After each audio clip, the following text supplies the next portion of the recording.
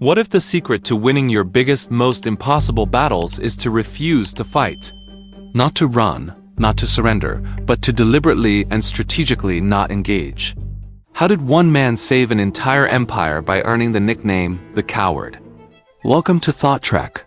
Today we're unpacking one of history's most powerful and counterintuitive strategies for overcoming impossible odds.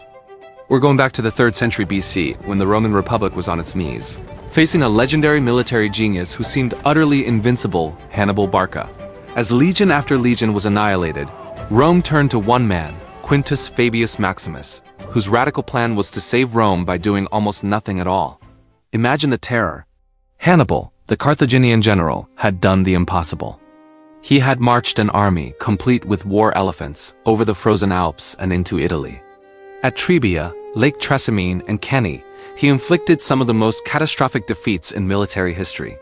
At Cannae alone, over 50,000 Roman soldiers were killed in a single day. The city was in panic.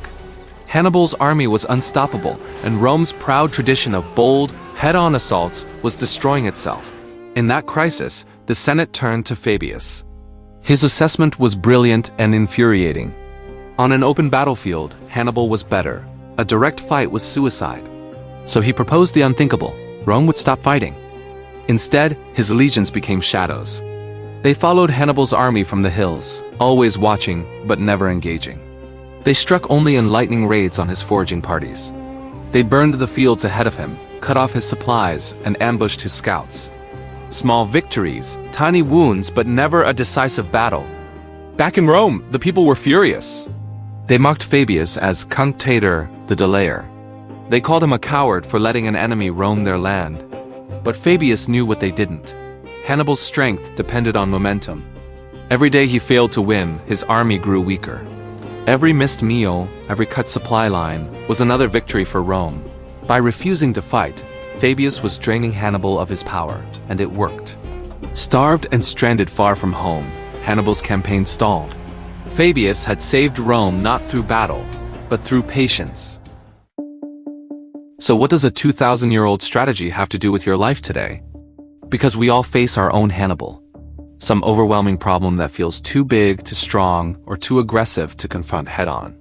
It could be debt, a toxic boss, or a destructive habit. The Fabian strategy offers a better way to fight. Patience. Don't seek quick victories.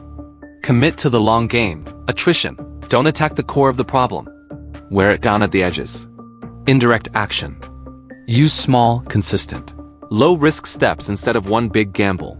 Self-preservation. Protect yourself from catastrophic loss. You can't win if you're destroyed in the first round. If your Hannibal is debt, don't charge at it with risky investments or lottery hopes. Cut off its supply lines. Stop adding to it.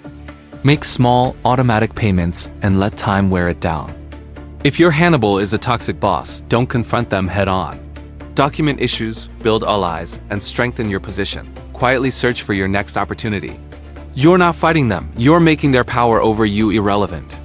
If your Hannibal is a bad habit, don't go for total war. Don't quit cold turkey. Reduce it piece by piece. Replace one repetition with a positive habit. Over time, you'll erode its control over you. Quintus Fabius Maximus was later hailed as the Shield of Rome. His story proves that real strength isn't always about charging forward. Sometimes it's the quiet, disciplined courage to wait, to play the long game, to know which battles to fight and which to win by simply outlasting the storm. The most powerful force in the universe isn't the strike of a sword, it's erosion. Be the water that wears down the stone. What Hannibal are you facing in your life, and how could you apply the Fabian strategy to it? Share your thoughts in the comments below. Thanks for joining us on this trek. If you found value in this lesson from history, subscribe for more. Keep thinking and keep trekking.